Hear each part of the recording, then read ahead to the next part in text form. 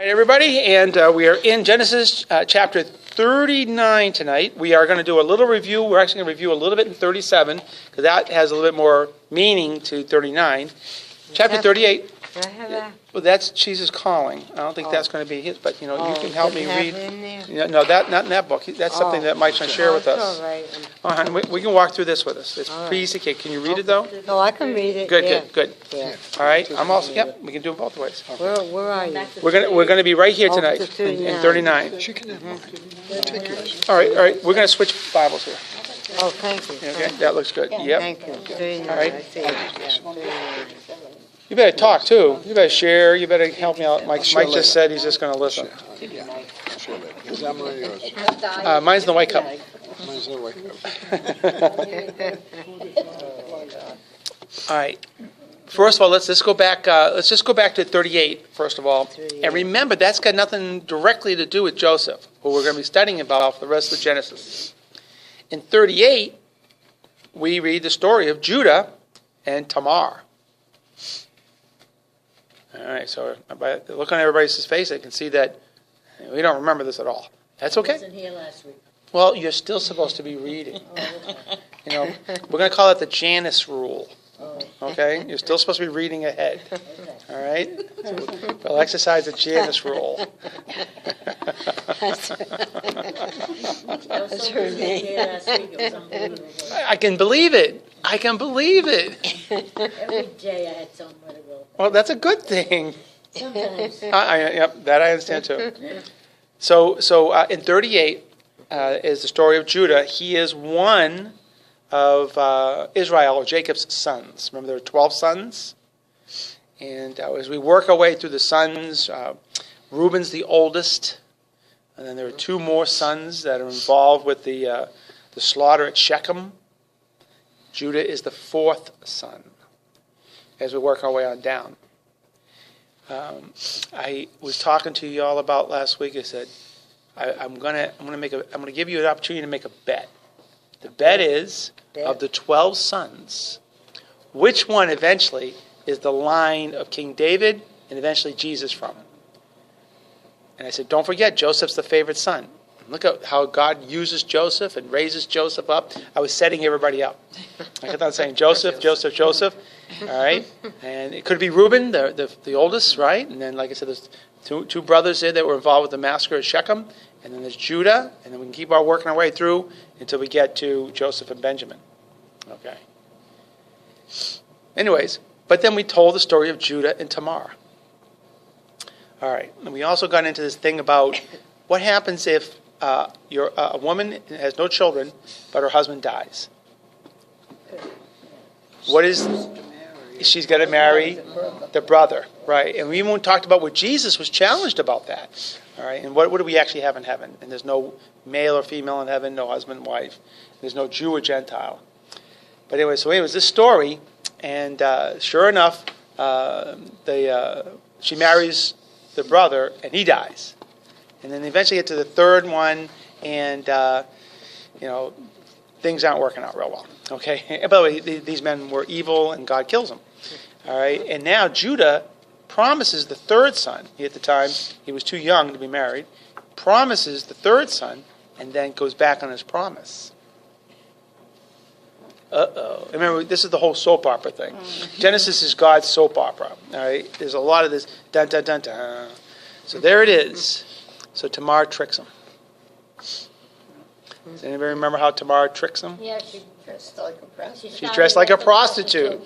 All right. See how this feeds into my story already? And yep. And so Judah sleeps with her, not realizing it's his daughter-in-law, and she becomes pregnant. And then when the challenge comes that we've caught you as a prostitute, she reveals that it's Judah who impregnated her. And Judah immediately acknowledges his sin, says she's more righteous than I am. Okay, and it was like, there's bad and badder. She's bad, he's badder, is really what they mean. But he acknowledges his sin. He was supposed to give his third son to her, but he was afraid he would die. And as a result, we read about her twin sons. Okay? And one of those two sons, because we also read the story a little bit of, They tied his wrists. Right, it came back Then he in, went back in, and the other one came out. Yeah. and then we tied that into the story of Ruth, because she's in the lineage, all right, of from this son, and eventually to King David, and eventually to Jesus Christ, as it is prophesied. And we turned out it's Judah is the son of promise. It's through Judah's line that King David would come, and eventually Jesus Christ. And Judah almost blew it. Almost blew it, like his three older brothers did. Okay, so that was 38. All right, and there's really no tie to Joseph. So we kind of got to go back to 37. And in chapter 37, you guys got to remember this one. 37 is Joseph's dreams. What was that all about? Go ahead, Mike. Tell us. Oh, go ahead. Dreamt that his family bowed down to him Exactly right. Twice twice. he dreams that his family bows down to him. And the knucklehead does what? He tells them this. Mm-hmm. I mean, it's one thing to have that dream and keep it to yourself, but he tells them, including his father, that they will bow down to him. It's a prophecy. It's going to come true. But the brothers don't think so. What did the brothers do to him? They sold Sell him off. They sold him. They sold him into slavery. And off he goes down to Egypt to be sold into the Egyptians. But what did they tell his father? They died. They died. They took his coat, right, his very special coat, okay? They dipped it in goat's blood, and they showed it to his father and said, a wild animal killed him. Deception seems to be the word of the day. A lot of deceiving. So, now we follow Joseph down into Egypt. And now, for the first time in a while, we get to read about a guy, all right, because he's now growing up. And frankly, Joseph has been sort of a snotty-nosed brat up to this point in many ways. But now we get to watch this great man develop and how God blesses him, just like he blessed his fathers. Okay? Is that enough? You. Super. So now we're in chapter 39. We'll begin in verse 1.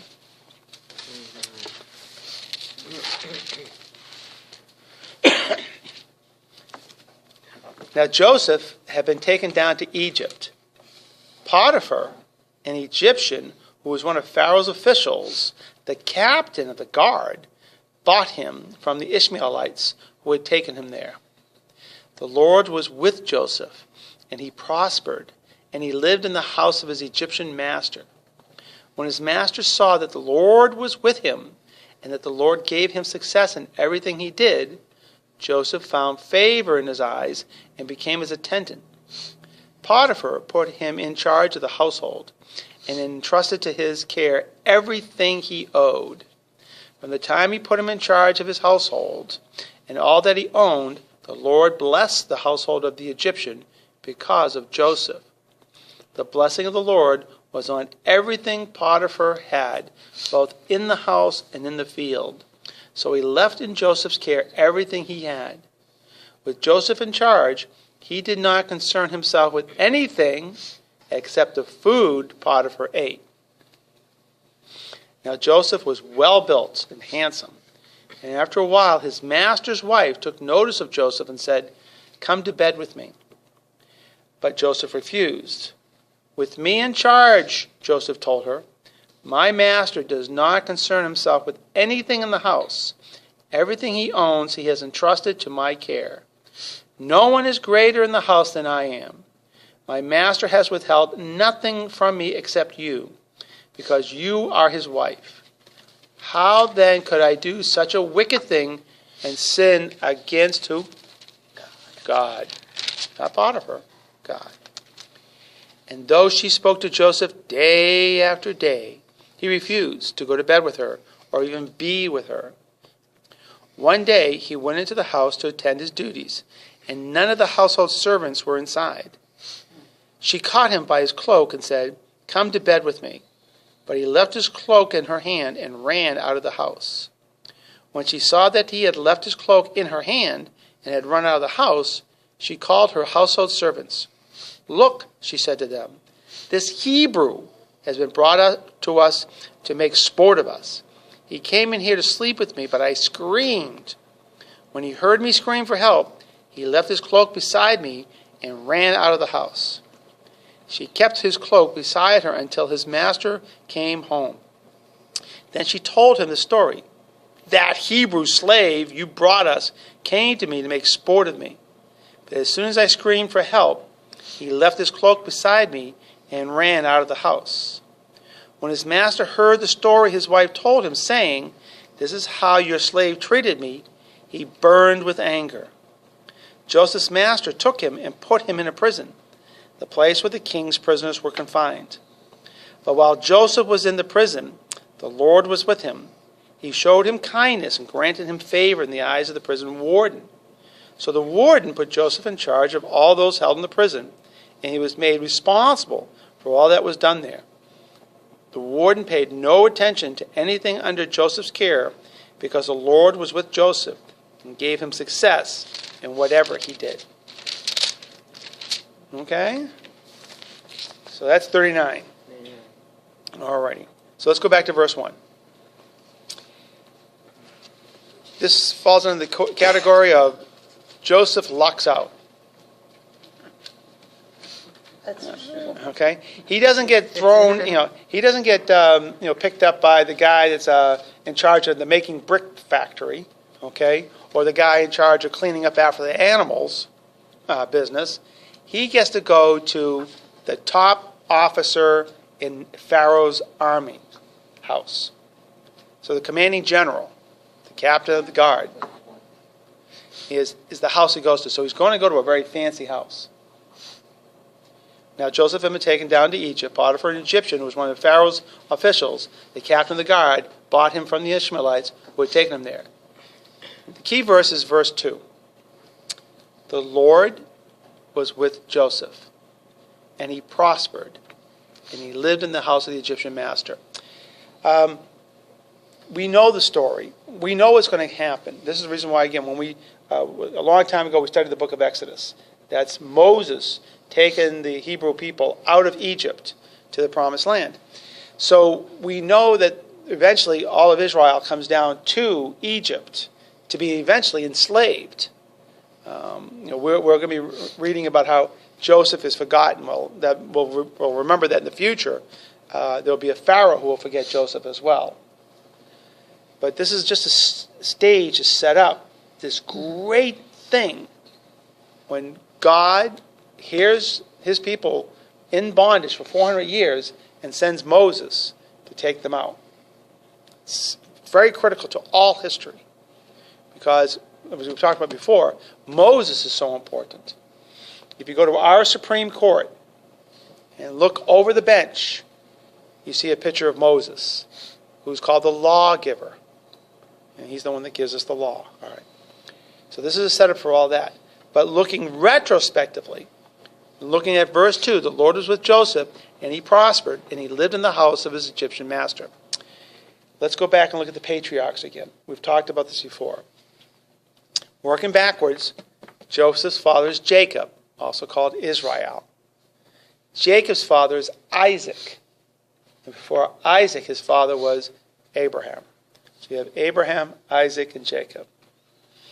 Every time we read about those three guys, how did they do financially? Perfect. All the time, right? Even when they sinned terribly, right? Remember that big problem Abraham had with Sarah? Every time that he found out there was a king around the place that liked her, he told her to do what? Say it was his sister. Say you're my sister. Isaac does the same thing, okay? But God still blesses them. God still blesses them. And they prosper. And they have great things. Even Jacob. Jacob prospers. So now here it is. This is a different prospering though, right? Joseph is still in bondage. He is still a slave. The prospering he does doesn't make him any more money, but brings him great fame. All right. The Lord was with Joseph, and he prospered, and he lived in the house of his Egyptian master. When his master saw that the Lord was with him and that the Lord gave him success in everything he did, Joseph found favor in his master's eyes and became his attendant. All right? This is not obvious. The question we need to ask ourselves is this. How does Potiphar know the Lord? He's an Egyptian. He's way down there in Egypt. All right? The whole Abraham, Isaac, Jacob, and Joseph family are way up in Canaan, modern-day Israel. How the heck does Potiphar know anything about the Lord? Through Moses? Moses isn't on the scene for another 500 years. 500 years. He's not on the scene? No. So Joseph eventually lives and dies. Oh, that's right. Yeah, okay. So, It's yeah, afterwards yeah. that, yeah. All right. You can take guesses. It's all right. We don't know for certain, by the way. There's no wrong answer. But go ahead. Were they worshiping idols? Yes, they're the big idol worshippers. But they're using the words, the Lord. The only monotheistic people on the planet at that time, and until the Muslims come along, right, the only ones are the Jews. In the case, there are no Jews here. These are just Hebrews. They're the only monotheistic people. The only ones that believe in the Lord. The Egyptians have bunches of gods. Right. But Potiphar recognizes something in Joseph. Because his success? Well, first of all, I'd say that Joseph is the one telling him that it's the Lord that's blessing me. He He sees it. sees, yeah. He sees it. He sees it. He sees it, yeah. Egypt is very prosperous, and one of the reasons why it's very prosperous is because of the trade route coming down from Canaan. That's where the Ishmaelites brought Joseph himself. They may be telling stories about Abraham. Remember, Abraham was very famous. Isaac and Jacob, about how this God of theirs is causing them to prosper. Potiphar may have known about the Lord there. By the way, the reason why I'm bringing this all up is that people talk about, what about all those people in the world that never knew Jesus? The Bible says God's revealed himself to everybody. Yeah. Okay? Just through the creation. Just through the creation. So there were lots of opportunities for people to know the Lord. And here Potiphar not only knows the Lord, right, he respects him because of Joseph. That's a message to all of us. Other people should See him in us. Exactly right. Like, for example, if they can't see Christ in you, do something like put a hat on that says Jesus. Or a T-shirt. Right? Then maybe they'll say, see Jesus. Right? Yeah, but then you got to really act like Jesus, and that's really what's hard. Yeah, that's all of a sudden you get this bullseye on your face. That's true. Yeah, it comes out. Yeah. Hey, look, smiling at people is being like Christ. Loving on people, all right? Especially when they mistreat you. Boy, that's the hardest part. Janice and I, we were talking about this on Sunday, right? This is the whole thing about, the indwelling life of Christ in us. He's loving people, especially those who mistreat us. That's the hardest part. Joseph's a living example of it. Right? Representing God in a positive way, even when he's being mistreated. So verse 4, Joseph found favor in Potiphar's eyes and became his attendant. Potiphar put him in charge of his household, and he entrusted to his care everything he owned. From the time he put him in charge of his household and all that he owned, the Lord blessed the household, not Joseph. Not Joseph. The household of the Egyptian because of Joseph. The blessing of the Lord was on everything Potiphar had, both in the house and in the field. So that means his food. Right? So he left Joseph's care everything he had. With Joseph in charge, he did not concern himself with anything except what? Food he ate. All right? This was a big thing for the Egyptians. In fact, when we read next chapter, we'll actually meet Pharaoh's cupbearer. This is the person that checks the wine first to make sure nobody's poisoned it. Food taster. Oh, yeah, but these were food tasters to make sure that it wasn't poisoned. Oh, yeah, that's what I meant. Yeah, and so that's what happens here. There's somebody else that's checking Potiphar's food for him. So Joseph is responsible for everything. All right, well, pause and think about that for a minute. All right, Joseph is not an Egyptian. He's a Hebrew slave. And yet, he is going to be given this very important job. The number 2 guy in the house. Go ahead. Shows trust. A great deal. Trust. So much that but Potiphar's not even trusting the Egyptians, his fellow Egyptians, to run his household. He's trusting a Hebrew slave. Who he believes is being cared for by a very powerful God. Very powerful God. And it proves right because then everything flourishes in his life. Right. This is very important to keep in mind when we go back to and review how the story ends. Because remember what Potiphar does to him.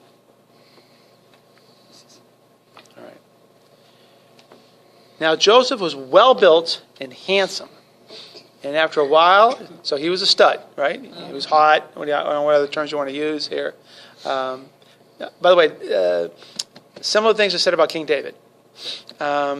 King David was considered to be a great-looking man. And of course, King David does the opposite. In his time, he goes after Bathsheba. He goes after another man's wife, and then does this horrible thing to that man, just so he can cover up his own sin. If you haven't had the opportunity to see the statue of David by Michelangelo, I'm very blessed. I've been in Florence. I've seen it because, in fact, I got off a train in Florence, Italy, just to go to the museum just to see David, to see how Michelangelo just did this great job of carving out David anatomically perfect, and how he did that, and just an amazing work. But that's kind of what Joseph is. Joseph is a very good-looking young man. He was well built and handsome, and after a while, his master's wife took notice of Joseph and said, "Come to bed with me." So, more issues, more problems. Same soap opera type elements. But Joseph refused.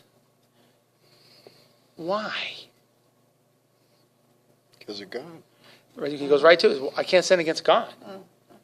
So you can see Joseph developing. I can't sin against God. Okay. With me in charge, he told her, my master does not concern himself with anything in the house. Everything he owns, he has entrusted to my care. He does acknowledge that he wants to maintain Potiphar's trust, and he's respectful for it and grateful for it. No one is greater in this house than I am. My master has withheld nothing from me except you, because you are his wife. How then could I do such a wicked thing and sin against God? It's an amazing thought. And again, the term is sin against God. A lot of times when we think about our sin, again, sin is just falling short of God's glory, not doing the things that we're called to do. Again, I keep going back to being kind to people. If we're not kind the way God calls us to, that's sin. And it's not just like, oops, I made a mistake. We're sinning against God. Verse 10, and though she spoke to Joseph day after day, he refused to go to bed with her or even be with her. Today we call this sexual harassment. All right?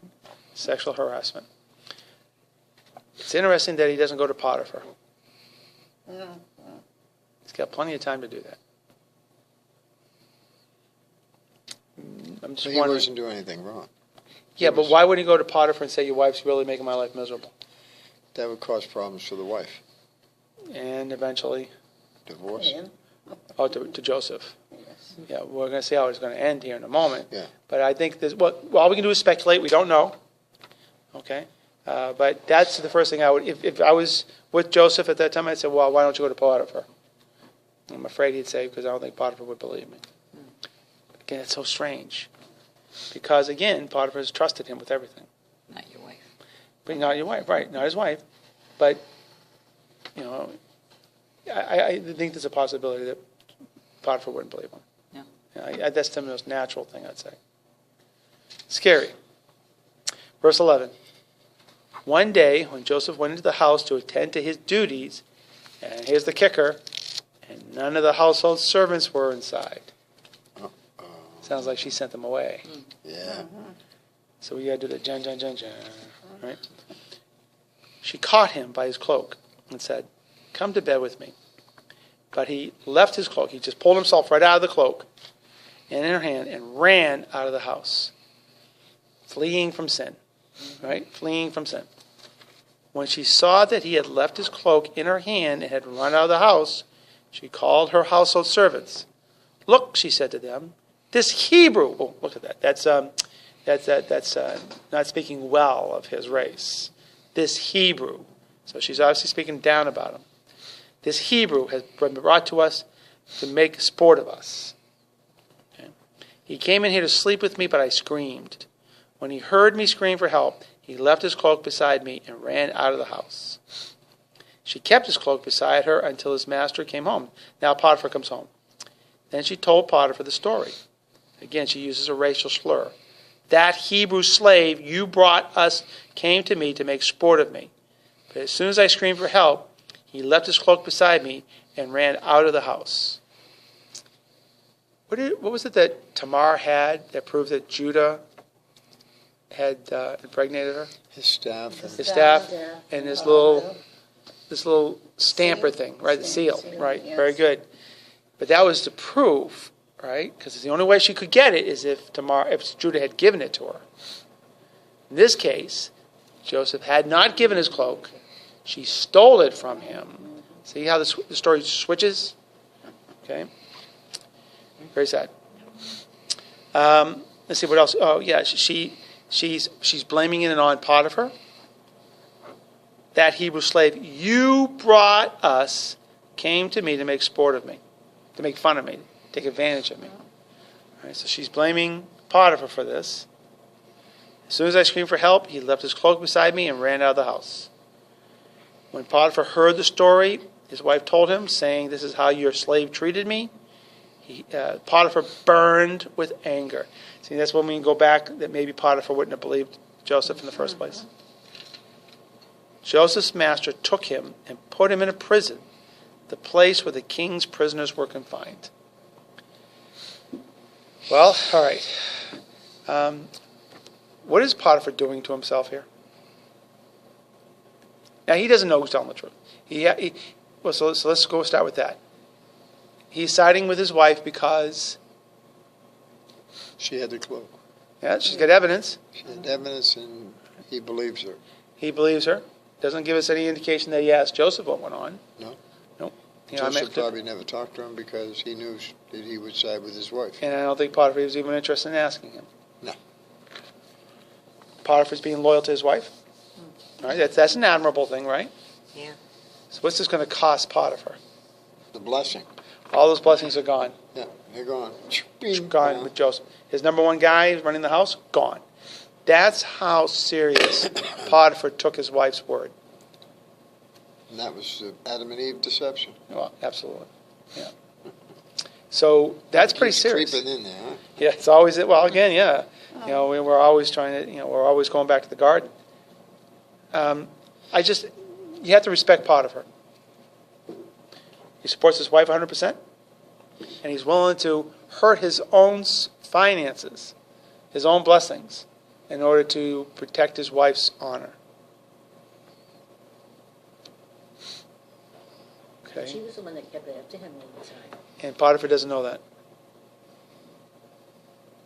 I'm sure none of He the was others. trying to be, Yeah, none of his workers would actually tell him that your wife is harassing him. And the story supports that because, again, he's put ahead of all the Egyptians. Yeah. She even goes to them and said, this Hebrew slave is making sport of us. Yeah. So there's a good chance that Joseph, just by his nature, has upset the household. All right? So he's upset his family, all right, just by his nature. He's telling the truth. I don't recommend it. All right? He's telling the truth about his dreams. Here he's in Potiphar's house doing everything he's supposed to be doing again. All right? And as a result, gets punished for it. So it's hard. You have to respect Potiphar. All righty? Potiphar does something nice, though, to Joseph. Let's go back to remember how lucky Joseph was. He didn't get sent to the brick factory, Right. and he didn't get sent to the animal cleanup crew. He goes into the captain of the guard's house. Look at where he gets sent to prison. Throw him in prison. This is verse 20. Verse 20. Yeah, verse 20. Right? When the king's prison is going. The king's prisoners were confined. Do you think the king's prisoners get treated better than the other mucky mucks that get dragged in off the street? I assume so. That's a fair assumption. Terry, that's a fair assumption. That this is a place that you're probably going to get treated better than just sent to a dungeon. So Potiphar cuts him a break and sends him to a place where the king's prisoners go. Not just the local bums get dragged in off the street after having too much wine. But while Joseph was in the prison, the Lord was with him. Wow! Right? Which is always the case, right? Always.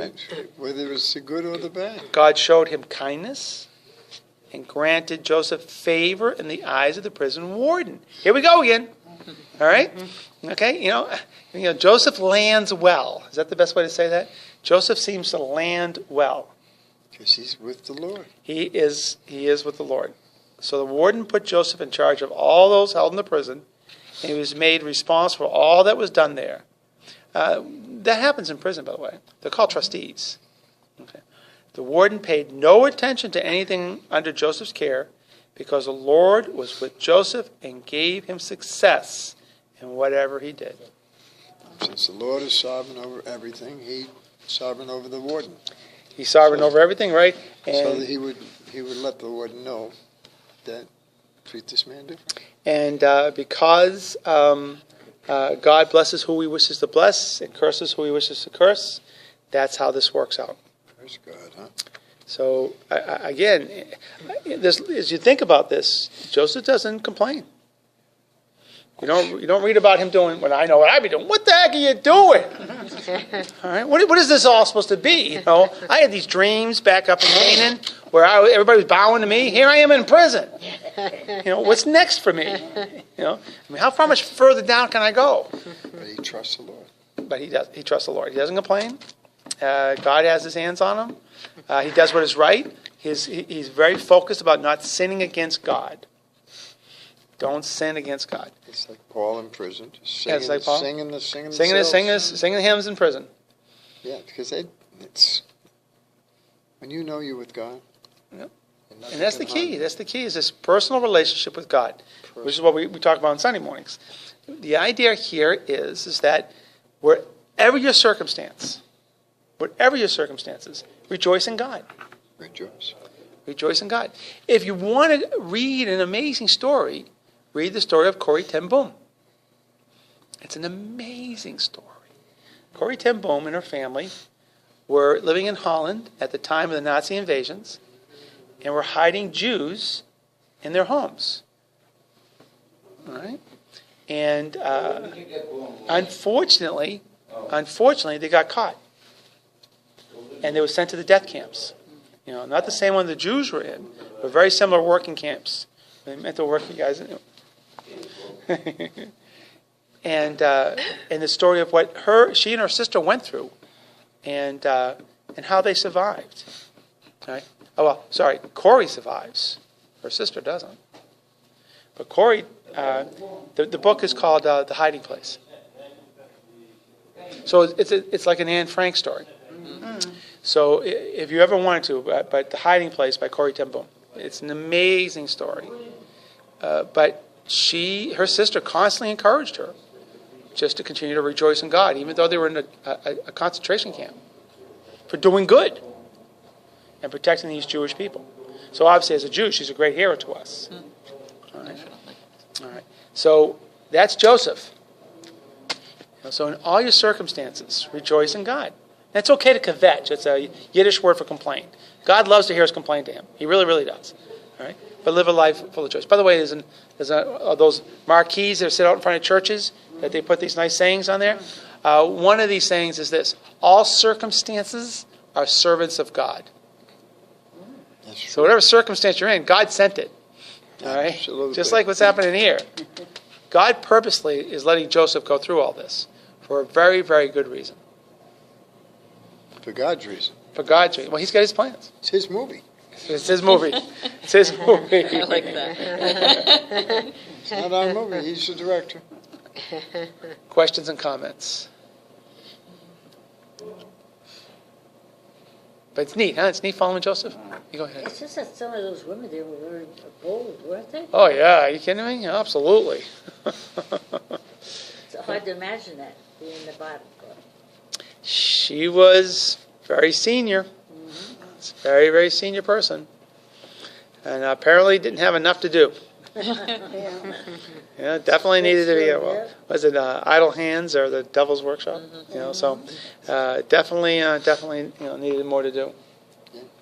Yeah, Yeah. So we might run through 2 chapters next time, just to make it more interesting, because we're going to read about Joseph's called the dream interpreter. Yeah, he's the dream interpreter. The cupbearer. Well, yeah, the baker and the cupbearer. Which one do you want to be? I don't know. Do you want to be a cupbearer or do you want to be a baker? All right? All right? Well, I don't like to bake, so I'll have to be the cupbearer. And then you will win out. Because in this story, you don't want to be the baker.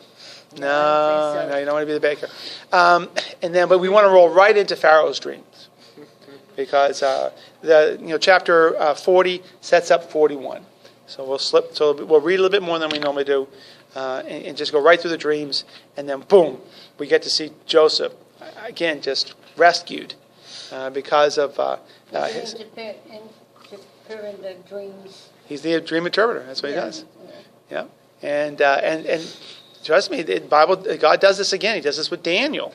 We might read a little bit about Daniel's dream interpretations, because he does the same thing. And how God does work. He just, we know God works in mysterious ways. These are the mysterious ways He works. But the key is that Joseph would not sin against God. He would not. And he's growing. Remember, just keep in your mind, he's not the teenage boy we saw originally. He's now becoming more and more of a man. And eventually, he's going to get married. He's going to have children of his own. And then a funny thing happens on the way to the farm. Okay? He saves Egypt, and there's this great famine. And out of nowhere, guess who appears in Egypt? Right. No, he's Joseph. His brothers. But guess who comes down? His brothers. His brothers. Yeah, that's right. And Joseph has a hard time containing himself. Okay, all right, but it's got a beautiful ending, and We have some. Again, it brings you back to Jacob and Esau. See, remember, these things keep building on themselves. They keep building the thing. The power of forgiveness and what it means. But Joseph has some fun first, and then. Praise God. He gets to see his father die, and bury his own father, which is very important. Is that right? All right. Is that right?